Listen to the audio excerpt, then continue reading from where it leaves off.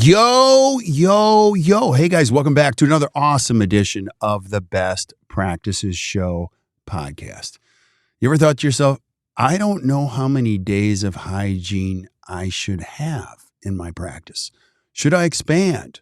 Should I add another one? How are my current hygienists doing? How is that affecting my profitability? Well, today we're going to share with you the formula. We're going to crack the hygiene code for you and help you determine how many days are right for your practice. We did a recent webinar. It was awesome with Miranda Beeson and Dr. Barrett Straub, and we cover all of those questions. Please listen to this. If you use the formulas and the downloads, it will help you make great decisions for your practice. So I hope you guys enjoy it, and we'll see you soon.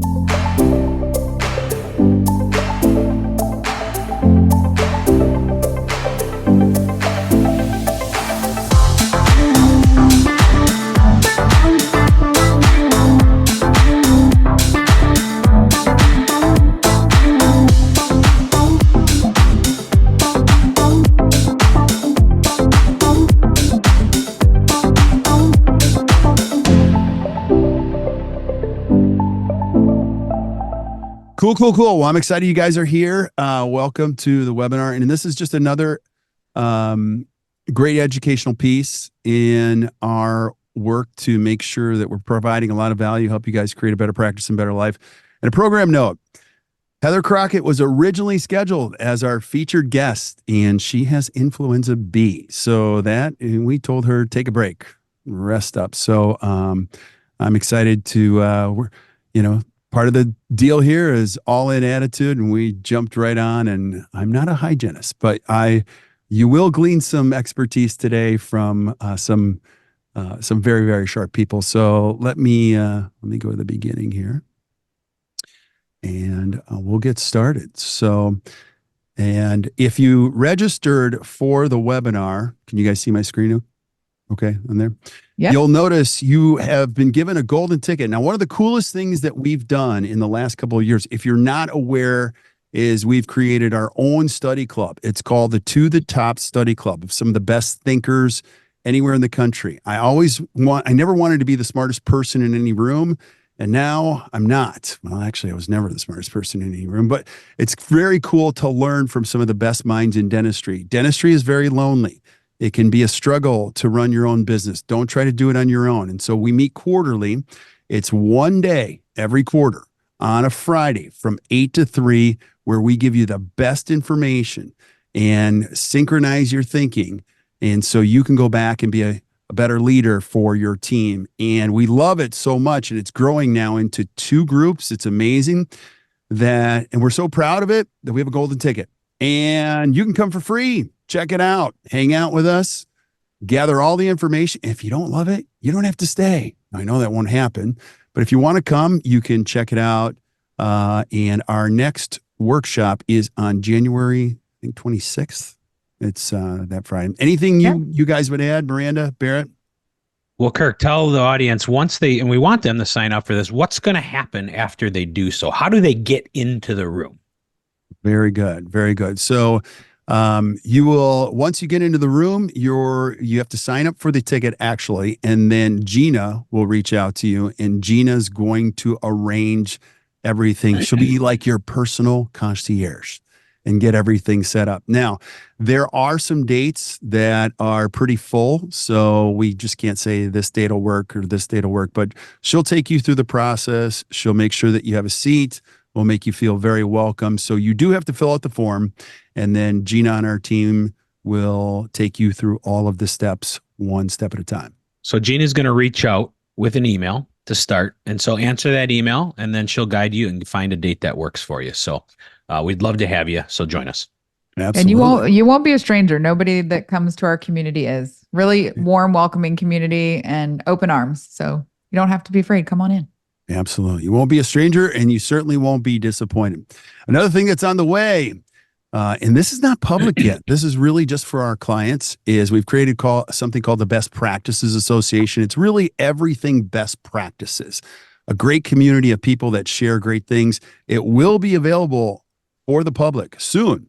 I can't tell you exactly when, but our clients are already back there working, and it's everything we do. We put it right back there so that you and your team can use it consistently, feel supported, great education. So be on the lookout for that. We actually have a mobile app too. So you can consume this whether you're flying, you're cutting the grass, whatever. We're going to bring the best information, best practices from the best practices to you on your phone. Pretty cool. Kirk, I think in about 2 to 3 days, people will be able to go to our website, find BPA, go to the sales page, and sign up. And it's going to be the coolest community in dentistry. Why? Because our people are the best in dentistry. No doubt about it. Our dentists are the best human beings. And so we're all going to be there to help each other. We have a community. We have BPA Live where Kirk and I come to you and answer questions. We have webinars. We have podcasts. We have tons of tools. It's going to be really cool, and it's going to be your screensaver in between patients. You're going to want to be a member. It's super cheap. So a couple days, like 2-3 days, between Christmas and New Year's, go on our website and sign up, and you'll be seeing lots more. Absolutely. Love it, love it, love it. So let's get started. Today, we're going to be talking about cracking the hygiene code. How many days are right for your practice? Now, this is a very, very big deal. This is actually going to be one of my favorite of the year, because if you can get this formula locked in, and we're going to show you 2 different practice scenarios towards the end and how to use this formula. We're going to give you a recipe, a step-by-step recipe, so that you're not guessing. And let's talk about the why behind this, because a successful dental hygiene department is the backbone of a successful dental practice. Don't you guys agree? Miranda, Barrett, what do you think? 100%. Being a hygienist, I say yes. No, yeah, that's where we pull our treatment from. That's where we build loyalty, relationships with our patients. So totally agree. Hygiene department is the backbone, and making sure that we are making strategic decisions in that process of how we fill that schedule, how we keep our team supported is really important in that process. Yeah. I was thinking about this on the drive in. Dentistry is a pretty cool profession because you get these things that are called patients, and they're really cool people, and it's built in. Like, they're coming to you every single day. It's a built-in, you're not a salesperson going out there trying to find all these people, they trust you. They believe in you. They're coming to you. And all you have to do is do it right. And it grows with more people like them. So we want you to be on the rails here, that this is a pretty unique opportunity. And if you keep it healthy, it's really powerful. And when the hygiene department starts to feel too busy and we're scheduling out farther and farther, people are like, yeah, we're scheduled out for a year. I'm like, I don't know if that's so good. The first thing they try to do is hire another hygienist or build another 4 ops. Why is that a challenge? Because it costs money. I was going to say, I knew what Barrett was going to say. Yeah. Well, There's a lot of challenges. I love to bring business principles into dentistry and show that dentistry is no different than a business. So every other business, widget manufacturer, any other industry is looking for recurring revenue and customer loyalty.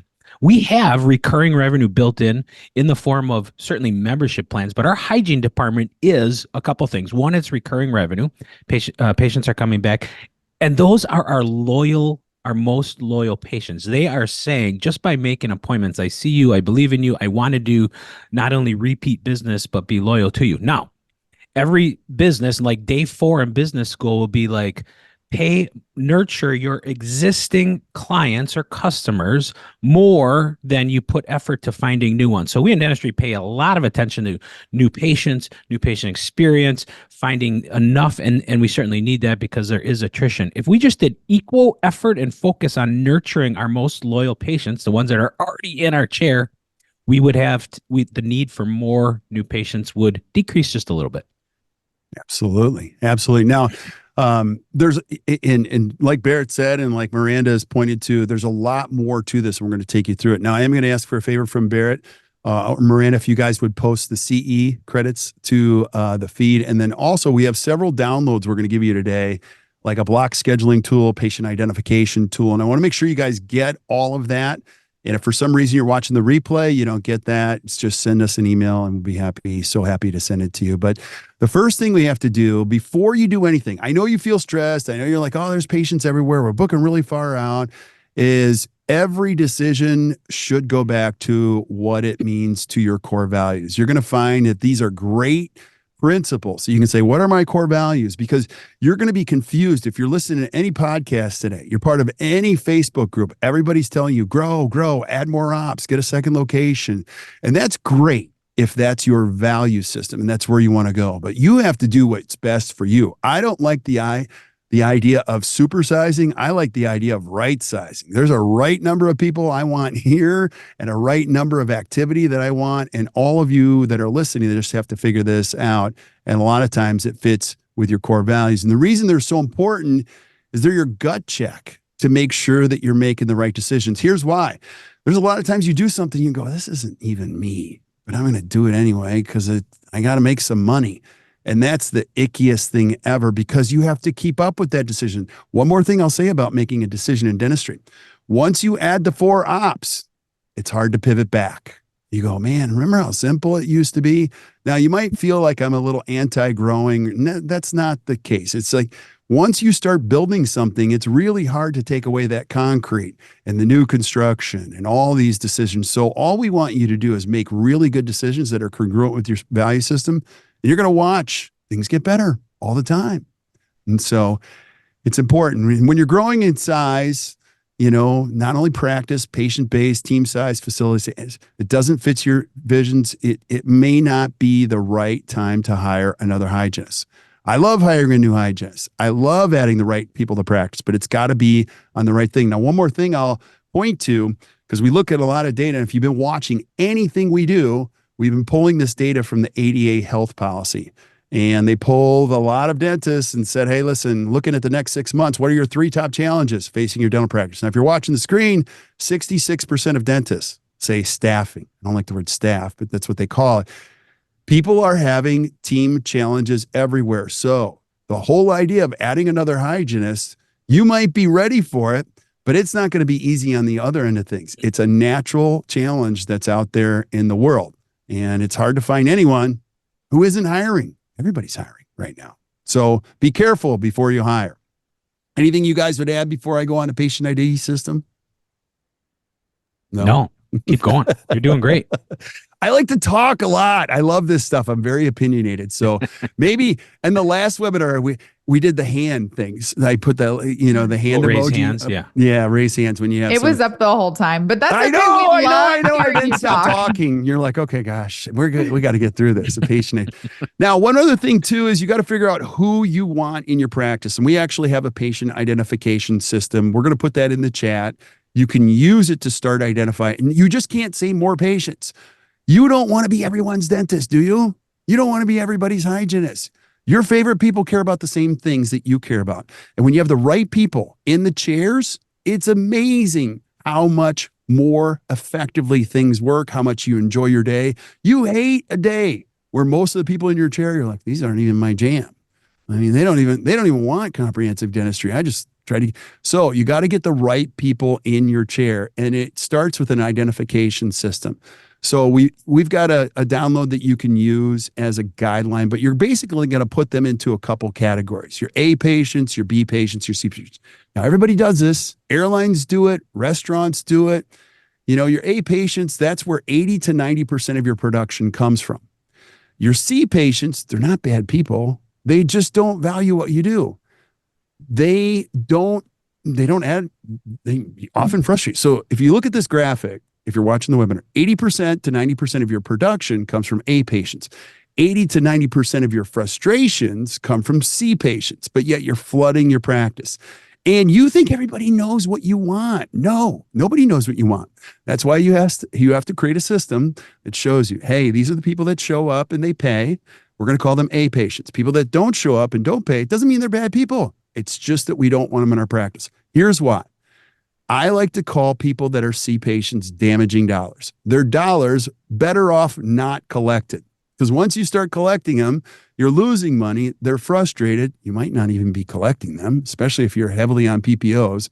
And it just takes more and more stomach lining to service those people. Your favorite days are when you're working with people that want to be there and value what you do. So I highly encourage you to create a patient ID system. Miranda, your thoughts? So the important part of bringing this in at this point and talking about cracking the code, how many hygiene days do we need? Why are we talking about patient ID system? Before we decide to onboard a new hygienist, let's think about how impactful that is. It's costly to hire someone new. We have training time.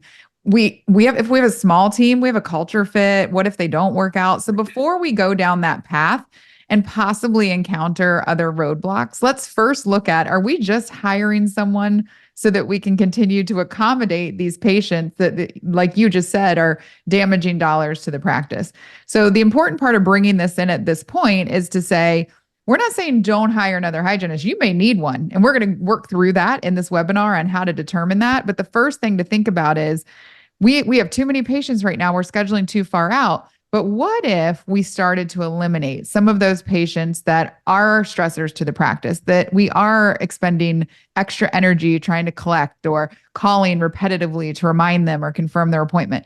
If we start to instead allow those patients to find a dental home that suits them better and really focus on those A and B patients that we want here, we may not need those additional hygiene hours. So before going down that path of hiring, the expensive hiring, training, the challenges that can sometimes come with onboarding someone, let's just first make sure that we're serving the right patients and we really actually need that additional team member. Yeah, absolutely. One more thing that I'll add too, you talk about adding hours. A lot of practices are open in the evenings servicing PPO patients and on the cheapest way to get into your practice. So that's another red flag that you probably shouldn't add another hygienist.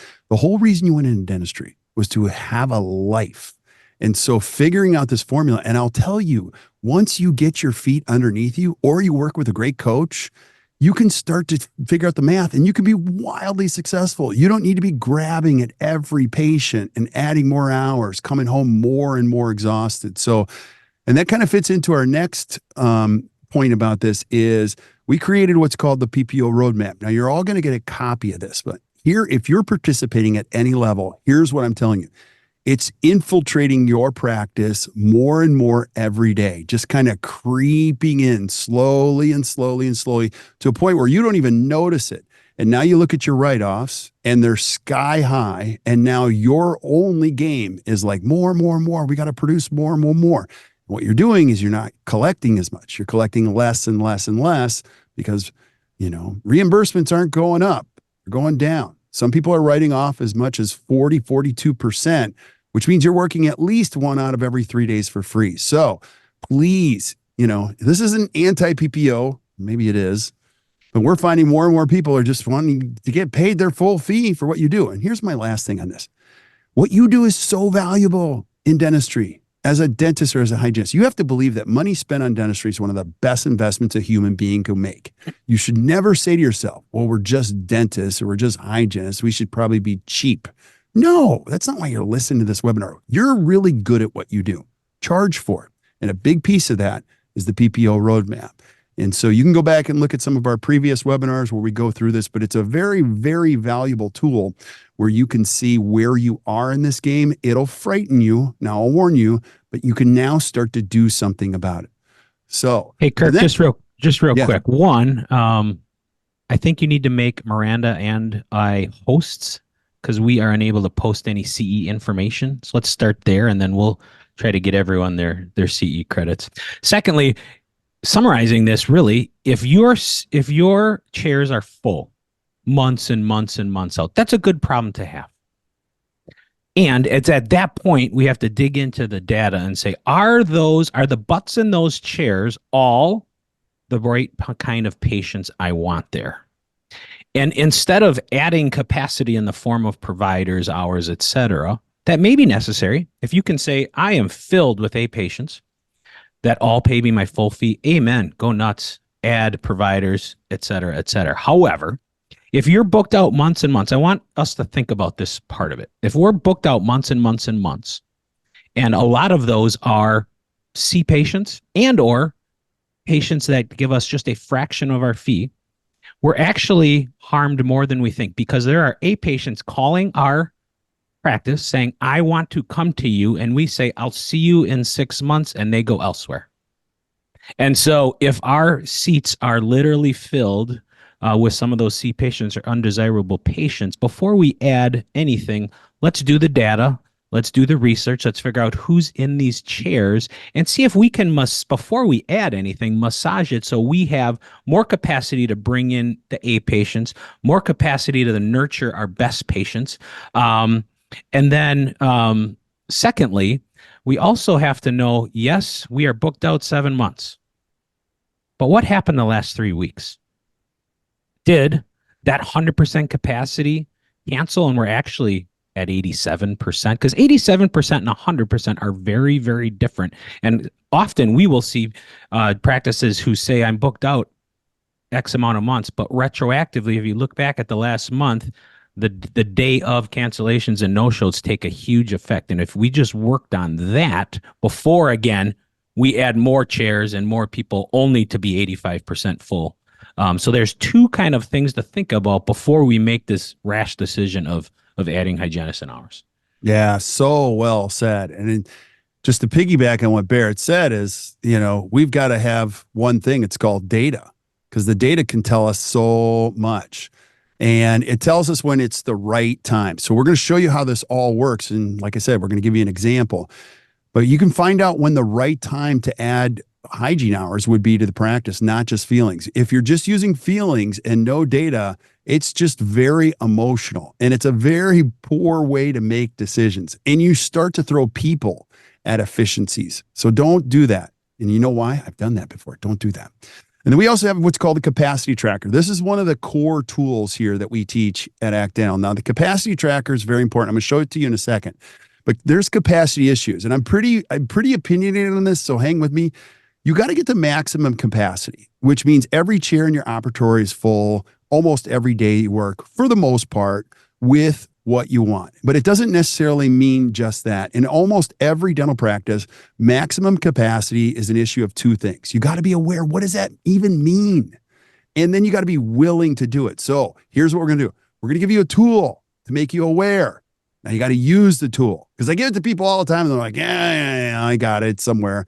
No, once you start using the tool, you're going to go, because it's not about ability. And here's why. People are like, well, you don't understand my practice. No, everybody can do this. If you know what the tool is and you use it, and I'll show you exactly what it is.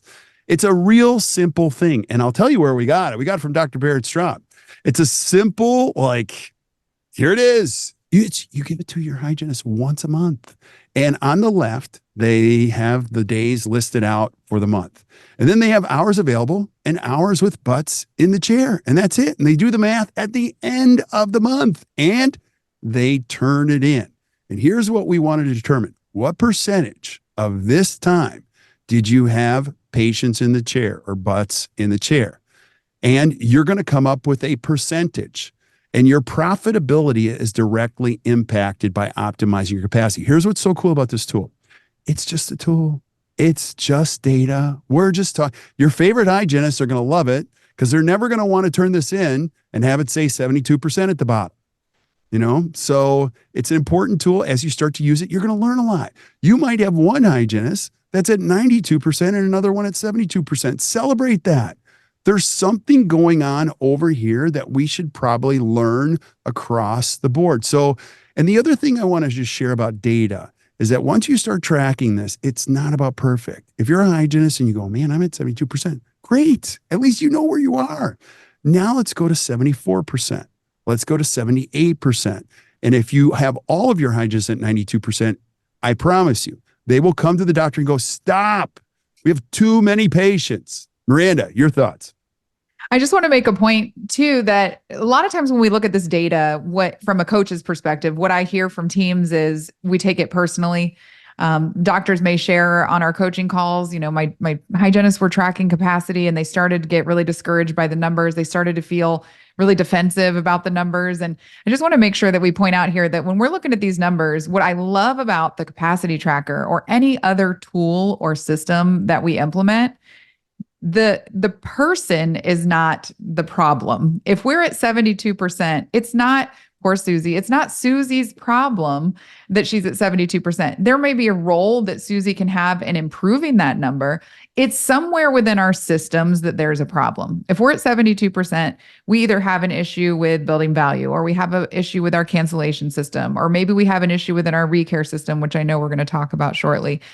Maybe there's something going on within our scheduling system. It's not about the person. So I want to make sure that people realize that the numbers really shouldn't be personal. We should take personal accountability for our impact on the systems that affect the numbers, but it's not a personal measure of you individually. It's a reflection of the systems that we have in place in the practice and how well they're working or not working. And then where the personal part comes in is our accountability to how can I personally help impact this number? How can we collectively? And so we talk about it as a team. Yeah. And the reason that go back that slide real quick, Kirk. The reason that every doctor listening should get excited about this very simple form is this. You see hours available down on the left, 109.5, hours with butts in the chair, 98.5. Taking 98.5 to 109.5 costs zero more money. You're already paying the hygienist, the overhead's already paid, the lights are on, the office is open. Adding hours adds to your overhead. And so taking this 98 to 109 costs you zero more dollars. It's pure on top revenue. And so that is why, if nothing else, doctors should get excited about knowing their capacity before adding hygienist hours. Yeah. So well said. And 26 years of doing this, I would tell any dentist, this would be one of the top 5 systems to put in place in a practice. If you're a scratch start, buying a practice, I would implement this right away because it tells you real-time data on how healthy your practice is. And it's a leading indicator of how great things are to come. So we took Barrett's, version 1.0. We made it 2.0, and you could have a copy of it. So download it, give it to your hygienist. And if you struggle with how to describe it, have them watch this webinar, and hopefully that'll help. And we're always here to help you communicate that. Now, a couple other things that you want to learn about capacity is, where are your current hygiene schedules right now? And are you using the hours to their fullest potential? And when you start to do that, you can start to make these tweaks, and it's so powerful. The other thing you want to have in place is a solid cancellation system to improve your current capacity. You can't just sit there and let whatever's going to happen. And the fair truth about administrative team members, we shared this previously, is I have a special place in my heart for admin team members. There's not a lot of great training out there. Your team members have to be so well trained on how to deal with cancellations that they're reversing the trends of cancellations. And so we did a previous webinar. You can have it, and we'll share a link for it, but you can actually listen to a whole series of things that we created that were 7 proven steps to reduce cancellations. A lot of it is verbal skills, because team members aren't trained with top-notch verbal skills, and they need that. Verbal skills matter. But the thing you have to understand about an empty chair is it's not no profit, it's negative profit. When hygiene utilization drops below 92%, you're dipping into profitability. Yet, on average, 12% of patients miss their hygiene appointment across the United States. So this is a very dangerous thing. And again, it goes back to having the right patients. We got to have a system in place. And then we've got to be able to train our team on how to keep that schedule full. So it's very important. And then you also have to build value in your aligned language. So whatever's being said at the front should be said at the chair, should be said by the doctor. A lot of times you'll have a doctor go, no problem. And then you go up to the front and you realize it is a problem, but nobody's on the same page. Alignment's huge, don't you think, Miranda? I do. And this is one of my favorites because I love the language aspect of things. You'll hear people sometimes in a practice say, and I've said it in the past myself when I was chairside as a hygienist years and years ago, well, let's just find a date. We'll pencil it in. Let us know when it gets closer if that's going to work for you. Versus shifting our language to, we're reserving time with such and such. We want to make sure you can be committed to this time. Will this time work for you? Let's make sure that we're committed to this time. Do you have that in your calendar? Like, let's take a look together to make sure that you also are confident that this time is going to work. So on the front end, we can help. And that's where you'll see in that webinar that we had done previously on the front end and scheduling the appointment, it has to be firm in our language that we are agreeing that we're going to commit this time to one another in 3 months, 6 months, 9 months, whenever it may be. And then on the administrative side, from experience sitting in that chair, it's a little awkward. It's a little uncomfortable when somebody calls to cancel, but we have to do our best to not make it easy for them to cancel. And that doesn't mean we don't make it fair and that we're not respectful. But if we just say, okay, sounds good, give us a call when you're ready to come back in, we're going to have a really low capacity when we're reporting on that data. But I like for team members to just have a little piece of verbiage. Oh my goodness, Johnny, I am so sorry to hear that the time you reserved with Jennifer isn't going to work for you anymore. She'll be so disappointed. We were just chatting about you this morning. Tell me, is there any way you can maintain this visit? Is there something we can do to help? And just shifting our gears from okay to, man, we had this time reserved. You reserved this time. Are you sure there isn't anything else that you can do? And I love building in like, man, we were just talking about you at Huddle this morning because we probably did review their chart at Huddle. It's not a lie. We were looking forward to seeing you today. And that's going to, the number of people that will stop and go, let me see if I can make something work. Yeah. It's going to shift. I love that. Yeah.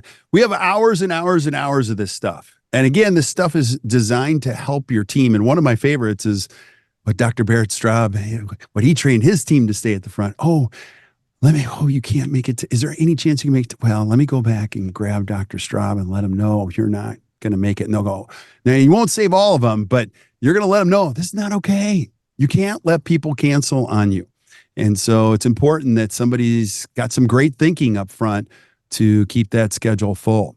And then another question is, we got to make it easy for patients to schedule. Miranda, can you share with us your thoughts on that one? Yeah, well, we don't want to make it easy for them to cancel. We do want to make it easy for them to schedule. So we want to have things in place and we'll talk a little bit about block scheduling in just a minute when we talk about systems, but having intentionality, having the space, having the time in the schedule for them to be able to be served for the needs that they have. We want to make sure that, and any business, repeat loyalty is from our customers, from our clients, is going to come from the way that we make them feel. And is it easy to navigate? And so we want to make it challenging for them to cancel, but easy for them to schedule and build value around the appointments that they're reserving with us. Yeah. Love that. Love that. And then the question becomes, how far out are you scheduling? Because it's not good to schedule out that far. And let me explain. Scheduling beyond 6 months allows you to build a priority list that can help you fill short notice. That's okay.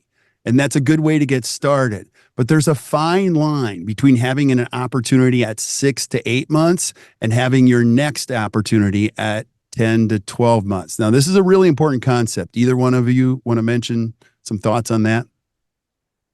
I'll throw out there some thoughts I have a lot from working with clients. This is a major conversation we have with clients all of the time. Our hygiene department's frustrated because they're scheduling, 7, 8 months out. And some of it is just the language that we need to be comfortable having with patients and being comfortable saying like, yes, that is my next available. However, I can add you to a priority list. Like you mentioned, the priority list is key because when we do have those cancellations, because yes, while we're going to make it challenging for people to cancel, people do get sick. Their cars do break down. Their kids have to stay home from school and now they can't come. Those things do happen. So now we have a list of very active, engaged patients that we're going to be able to try to move forward into the schedule because they're eager to get in within that due date time frame that they have in their mind. Now, in the same breath, 10 to 12 months out, that is a bit further than for most people's health. We really want patients to be scheduled. And if we're building value saying we need to see you every 4 months or every 6 months to be able to manage this bacterial burden and to keep you healthy, but then we try to schedule them a year from now, we start to have some conflict. So we talk about E minus R equals C, expectations minus reality equaling conflict. We don't want to have conflict with our patients and having from the message that we're sharing with that ease of scheduling. So this is usually the line. where we have to start going up to the top of what we've talked about so far to say, do we need another hygienist?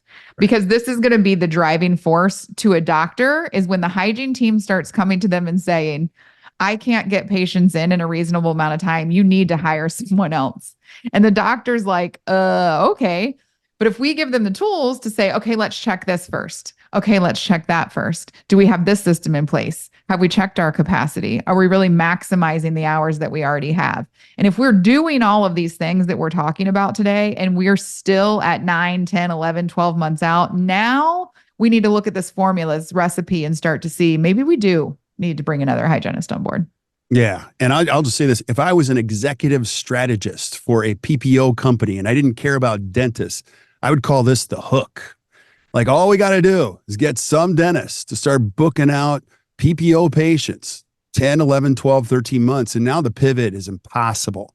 They're so future scheduled in a way that they can't pivot. So there's a delicate balance. And I don't care anymore. I'm just telling you the truth, is that we do have a lot of clients. They're looking to move away from PPOs, and they do it extremely well with the help of a coach. But this is the hook that reduces the time to do it. They're like, well, I can't do it for like 8 months now, because they're so future scheduled with the less desirable plans. So you've got to find that balance. This is why looking at data is so important. Understanding your schedule, having regular hours, having the right people in your chairs, so that when you say, listen, I'm going to go to a different, one of the coolest parts about this profession is there's no rules. And remember, this is a great country.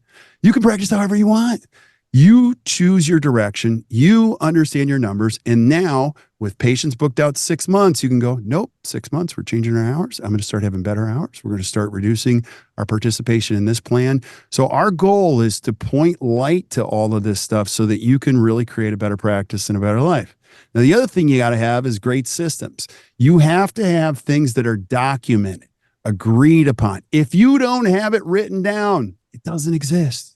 Everybody says, well, I got a system for that. No, where is it? Show it to me. Have we agreed to it?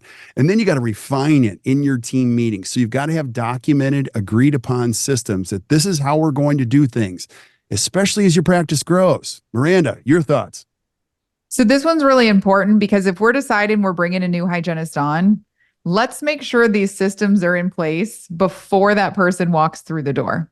One, to make sure that, again, we truly need these more hours. But if we've already decided that we do need to add the hours, and you have someone come on board and we don't have a plan to keep their schedule full, now we're going to be in trouble.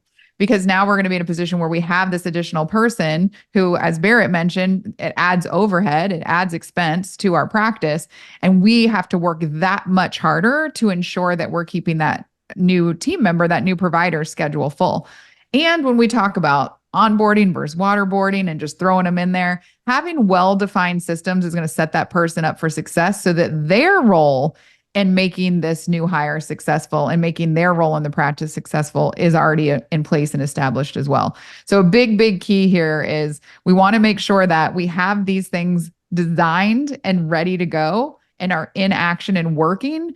Otherwise, we're going to have a new hire, and now we have 5 hygienists, and 2 of them are at 80% capacity, 70% capacity, because we're not set up for success from the get-go. Yeah. If you're listening to this webinar, write this down. And I've learned it 35 times, and I just started to understand it now. Losers set goals, winners build amazing systems. Let me say that again. Losers set goals, winners build amazing systems. Now, we want you to set goals. Don't get me wrong. But a lot of times people are so focused on a production goal instead of building a great system, a great structure. When you build an amazing system where everybody's on board, I promise you, you'll achieve greater things than you ever imagined. You'll wake up and go, this is crazy, because systems reduce effort, they reduce energy, they improve profitability. Every time you put a system in place, you're saving thousands and thousands of hours in the future. So think about that. Like, build a great system now. It saves thousands of hours in the future for your existing team members, future team members. It's so powerful. And then you got to get your schedule right. Having every patient come in all the time whenever they can, that's not a good system. You got to do the dentistry at the right time of day for the best type of procedure. And we created a whole system on this. Now, that's not what this webinar is about. But once you start to put the right procedures in the right type of day for the right type of patient, it's like the trifecta. It's amazing how much easier things get. Your production grows. You'll take the same 8-hour day and go, wow, we produced a lot, but it didn't seem as hard as yesterday where we didn't make anything. So it's awesome when everybody, now the big piece of this goes back to the scheduling. Everybody's got to know what you want for the schedule. If you're the dentist, you got to be super clear. This is how I want our days to work. And then your team can go to work. They can go, no, this is when our doctor does these procedures. Let me take you up to the front. I'm going to find a nice 8 a.m. because that's when Dr. Straub likes to do this procedure. I'm going to put you in that time slot and support the mission of the practice so we can get out of here and enjoy our lives. So, and then you got to plan your schedule to work for you. Don't try to fit into other people's lives. The second you try to fit into somebody else's schedule, you've instantly devalued everything you do. Barrett, your thoughts? I was just going to say, before someone adds a hygienist, adding some of that block scheduling philosophy and strategies is probably paramount. Let me explain. It kind of depends on scenario. But if you are booked out 7 months with 6-month profis, we've got a block schedule before we even add. We've got a block schedule for some new patient blocks. If you're bringing new patients through hygiene, we've got a block schedule, some 3-month reevaluations if we actually want to, because we don't want to allow our busyness to dictate the level of care we can provide, right? We need to be able to say, hey, you're not healthy. We are going to do some replaying and scaling, and then you're going to come back in 3 months. But if we don't have space for that, back to that vicious cycle, we're going to be in this 6-month 1110s for the rest of our career. And then anytime we go to a course, it's like, hey, proactive perio, I'm like, that'd be great. And then you look at your schedule like, I can't do that for a year. And now I've lost my motivation. So even if block scheduling actually pushes that date out a little bit, good, because now you're going to fill that with patients, with more revenue generating patients. You're going to be able to do a higher level of care. You're going to increase value for your dentistry. And so that block scheduling is really important to do before, even if you do need to bring a new hygienist in, block schedule first. Amen. Miranda, your thoughts? I have 3 points on the block scheduling piece, especially when it comes to hygiene and working with hygiene teams. So we talk a lot about the restorative schedule with ideal day block scheduling, but when it comes to hygiene, Barrett is so spot on. Surprise, surprise. My spirit person took the words right out of my mouth. However, I always say we're looking for 3 things. We want to build the day to our production goals, number 1, with block scheduling. And in hygiene, we do miss the mark on that quite a bit when we are 8 patients a day, like you said, 1110, 1110, prophy.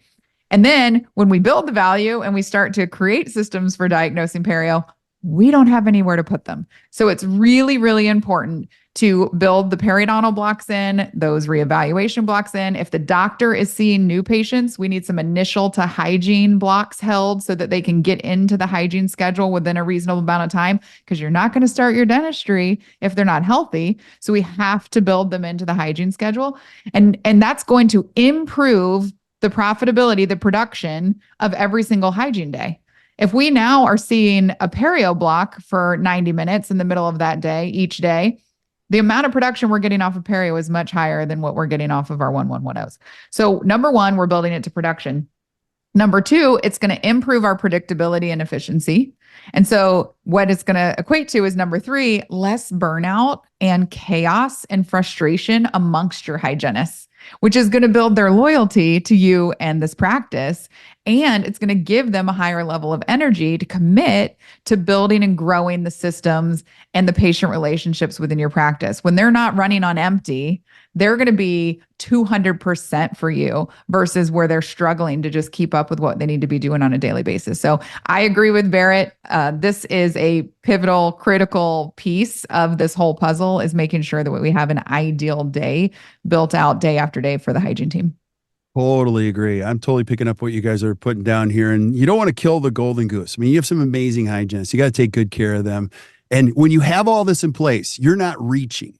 You know, we see all these questions that are in these Facebook feeds where a hygienist will go, my doctor wants us to go from 1 hour to 30 minutes for a hygiene appointment. I'm like, where is that coming from? And you already know how that's going to end. It just doesn't end well. So think well about how you take care of people and how you experience your day. And so strategic scheduling is critically important. not only for efficiency, but predictability. And then we got to have a good recare system. Now, again, we love this stuff. We have tons and tons of systems, but we actually have an entire hygiene recare system guide that you can use. And just, it's a great team meeting. You can actually answer all of these questions, put systems in place. A lot of times it's going to prompt you for, how do we do this? And people will go, I didn't even know that.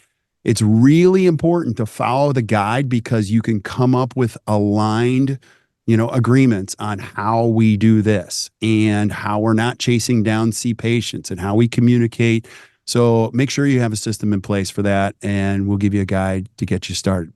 And so a healthy hygiene department is critical. I like the idea of healthy more so than profitable. And you'll find once it's healthy, it's extremely profitable. It's more about the quality of care, what we're trying to accomplish, how we think. And as you get all this stuff in place, you'll look at the financials later and go, wow, that's crazy healthy financially. But it starts with really good thinking on the front end. And then there's a couple things we want you to do in the hygiene. You got to create value for the hygiene visit. You also have to pre-appoint for their next visit. And I want you guys to comment on this. You got to have a system for unscheduled patients. So take us through these three. Miranda, you go. Well, creating value is kind of what we spoke to earlier. When we're making the appointment, we're building value in the importance of that next visit, which is why it's also important to make it easy for them to schedule. But building value is going to help them to be more committed to showing up for that next appointment. We're reserving this time. And what are we going to be doing at that appointment? And what is the benefit to you, patient, for that appointment to help them maintain and have the value in showing up for that visit? It's important to pre-appoint the next visit as often as possible so that we're minimizing the amount of work it's going to put in on the back end when they are due, and having someone administratively following up, trying to move them into the schedule. And now, heaven forbid, we can't get them in for another 6, 7, or 8 months. And they should be here now. So anytime we can, at the end of a hygiene appointment, reserve their next visit. And if they're coming in every 3 months or 4 months, we may be reserving their next 3 month and their 6 month. I used to have patients that would do their 9 month because they wanted to make sure they hit that 3 month mark. So we're pre-appointing their next visit. And then if anybody falls through the cracks, maybe they're a college student, or it's someone who ended up actually scheduling but had to cancel. They canceled far enough in advance that now we have this lump of patients, active patients, that are not currently scheduled for a hygiene visit. So this is where the hygiene recare follow-up system comes into play. And someone on the administrative team and hygiene team can support this in their downtime. It can be built into their downtime tasks, would be reaching out to the patients that are overdue or due to invite them back into the practice. And the really important part of this, and there's 2 pieces, is consistency. We're doing this on a consistent basis. It's intentionally built into our weekly schedule that on the 1st and 15th of every month, we run this report, and we're making that contact and we're documenting those contacts. Because the second most important piece of this, in my opinion, is personalizing the contact that we're making with the patients. So we have to be really consistent about reaching out to them, documenting those attempts to bring the patient back, which can be phone, text, email, all of the above, postcards if you're still doing that, I guess. But then document anything they do share with you. I'd love to schedule, but my daughter has a wedding come up. We are immersed in wedding planning, maybe when I get past the wedding. So when I reach back in June, because I know the wedding was in May, I can say, how did the wedding go? Are you feeling a little more relaxed? Was it amazing? I'd love to see pictures when you come in next time. When is a good time for you to rejoin us and come back to the office? And so you're going to personalize it as well. Yeah, this is one of my favorite. You're opening up a can of worms here. Is you got to listen to what Miranda just said. Try this. If you're listening to this webinar, go to your computer right after this and just pull a report on the number of unscheduled active patients. It's going to give you chest pain. You might have a number like 567. Now think about this. These are people that are loyal patients to your practice, and they're not tethered to the practice with the appointment. So if you go from 567 with consistency, and you can personalize it to 547, then to 527, then to 487, you're going to find, oh my gosh, it's so much easier than trying to find a new patient from a Facebook ad. So don't do that. It's very cool. Now let's walk through Kirk, real quick. Yes. I always like tips that people can implement on Monday, and I got one. Let's Actually, do it. Tuesday, because Christmas is Monday. But do this on Tuesday. So create value for the dental hygiene visit is not super easy. We have to use the right verbiage. We have to believe in it. We've got to think about the patients, except there is one easy way. And that's simply this. Think about the average recare visit. The hygienist does her thing and she says, things look okay, you should floss more. Dentist comes in and says, things look okay, you should floss more. That builds zero value for why I'm there as a patient. You don't have to get creative. All you have to do is do two things. One, tell them how many points of bleeding. Bleeding's an inflammation. Susie, you had 14 points of bleeding. We also look at depths. Deeper pockets aren't healthy. You had pockets ranging up to 6 millimeters. Simply do that.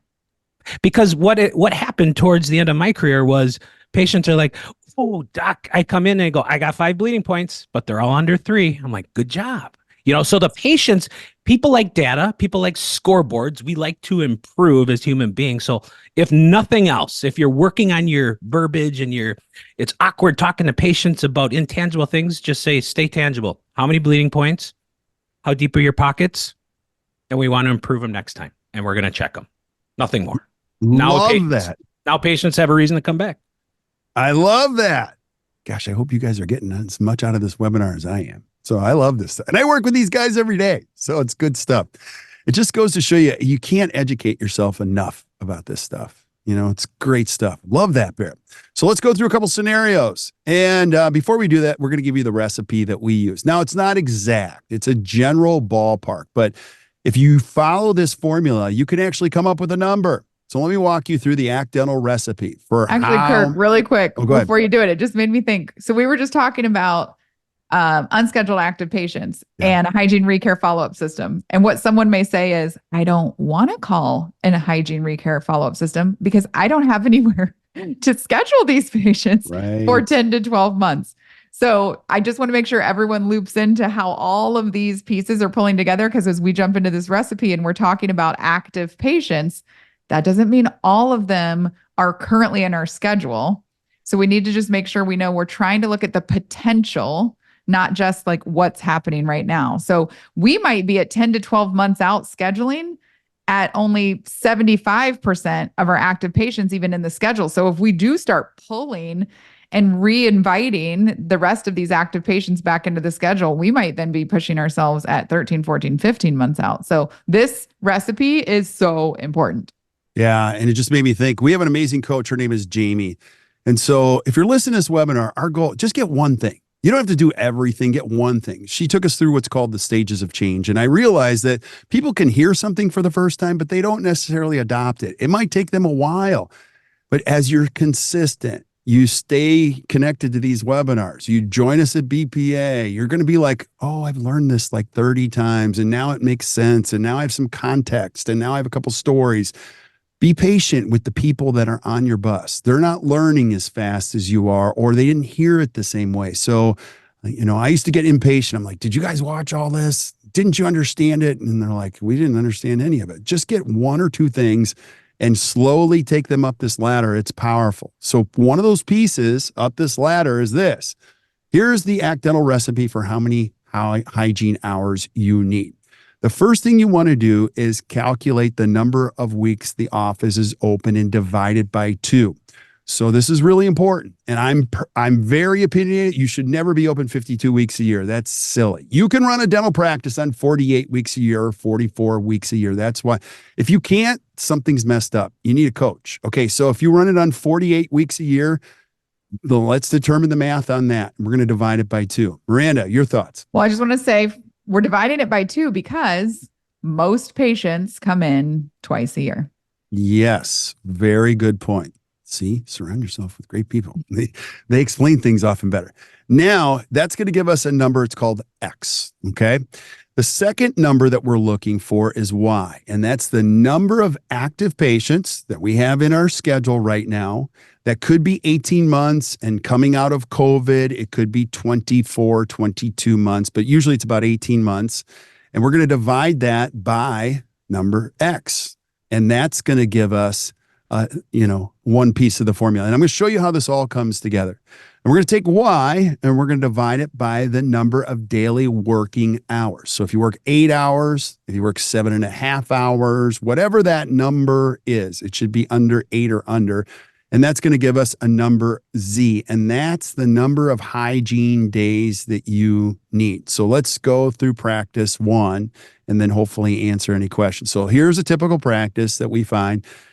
If they're working 50 weeks a year, I don't love that, but we'll start at 50 and we're going to divide that by 2, just like Miranda. So that gives us a number 25. So remember, that gives us 2 25-week intervals where these people are coming in. So that's number X.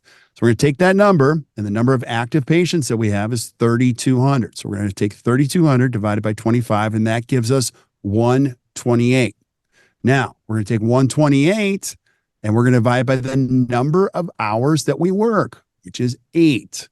And so that gives us the final number of 16. So, Miranda, Barrett, any thoughts that you have when you look at that number? Yeah, well, in this practice, basically what this means is if you have 4 hygienists working full-time 4 days a week, you have 16 days of hygiene. You are spot on for your active patient count. But if you have 2 hygienists working 4 days a week, clearly we're under our capacity in terms of the team members that we need to support the number of active patients that we currently have in the practice. And so this is where, when we look at this, we say, okay, out of 128 hours, 8 hours a day, that means we need 16 days of hygiene in order to support our patient base. Do we have that many days open for hygiene or not? It's pretty much that simple once you get down to the end of it all. Yeah. Just remember, the number of patients in your software doesn't necessarily mean active patients. So you have to make sure that that active patient, the 18-month, is, before you use this equation, make sure you have an accurate active patient number to use. Very important point.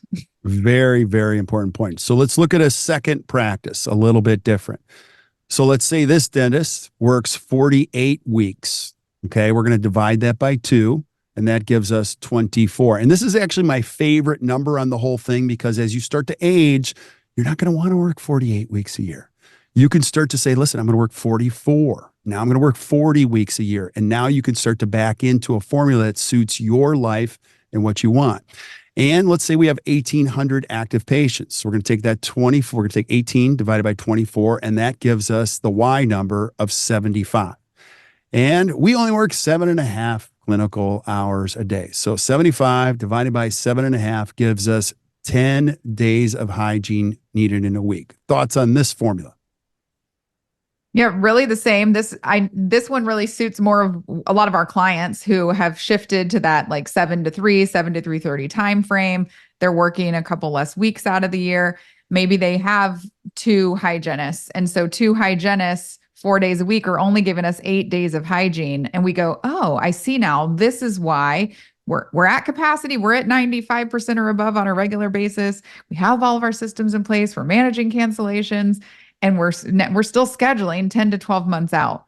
Well, this is probably why, because we have 8 days of hygiene available. And by this formula, by this recipe, we really need 10.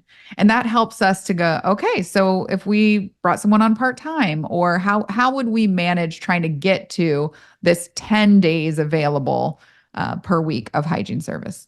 Yeah, this is a great team meeting. So if you're watching this webinar, take a screenshot of this and put it up during a team meeting and go, let's put our numbers in here and have a great conversation with your team about number of weeks, number of hours, number of active patients. It's going to prompt you to dig some data. And then, why is this number this? Instead of reaching and grabbing for more hours. It's a wonderful formula. Now, again, I'll just say this.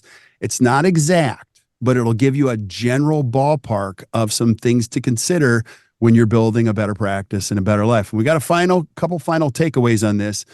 The calculations for days needed will be in general terms. Okay. So if an office has a 40% perio visit percentage, you can see this is going to change things quite a bit. So it also depends on your style of practice and what you want in that respect. So some things to consider. And then it's just the point of this whole webinar is, before you make another decision about hiring another hygienist, just be equipped with knowing why how, where are we going? I got the data in front of me. When you make data-based decisions and you stick with your core values, you're going to find you're going to do all right almost every single time.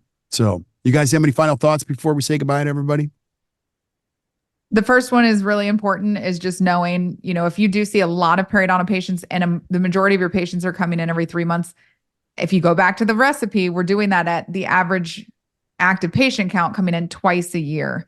So if you have a significant number of patients coming in every 3 months versus every 6, then you're gonna need a bit more hygiene hours or days available than someone who traditionally has the bulk of their practice coming in that twice a year interval. It's designed in that general way, but that's probably one of the biggest takeaways if you're going to implement that recipe and it still feels like it's off. Like, let's look at that piece of it as well. This has been great. I love it. Barrett, your final thoughts. Final thoughts are, this is a great process. And like the PPO roadmap, a lot of these big decisions are very complex and confusing for dentists. And therefore, they're made after gut reactions and just quick decisions. However, if you just take a deep breath, like most business decisions, and you work through the data one step at a time, you find out how many true active patients you are. You find out what your true capacity is. You run the equations. You look at who are the patients that are filling those chairs. Are they A, B, or C? You start to do this, and all of a sudden, the decision becomes extremely clear and super easy to make. And then the fear goes away. And you just make a good decision based on data. You know how to do it. We just, as business owners, if you're listening, you're a business owner, you just have to take a deep breath and you got to do the work. And it's going to take a few days, if not a few weeks, to just do the work, do the data. And then you'll be like, there it is. This was an easy decision to make. You just got to do it. So well said. So we hope you guys have enjoyed the webinar. Again, please join us for the To the Top Study Club. I promise you, if you're a dentist, now they're designed specifically for dentists. So I promise you, if you come, you're absolutely going to love it. And we want you to exercise the golden ticket. Be on the lookout for BPA. And then, do we have any questions in the feed at all? No questions on this one. I didn't see any questions in the feed, but a good point to what you just said is if there are hygienists on, because I know we talked about hygiene today, we also do have hygiene departmental divisional events. And this year we're bringing back Katrina Sanders. So just know that we don't just have events for the doctors. While the To the Top Study Club is specifically for the doctors and the practice owners, you can join us in Milwaukee as well and hang out with Katrina Sanders and learn. Nobody walks away from one of those events without some golden nuggets. Yeah, by far the best hygiene instructor probably in the world. And we have her come into the ACT Dental facility. And you can find that if you go to our website, go to events, and you'll see where she's listed. Those usually sell out pretty fast. So I'm going to highly encourage you to get scheduled. Come. I guarantee you'll love that. So great point. So thank you guys for being on. Barrett, Miranda, that was awesome. That was fun.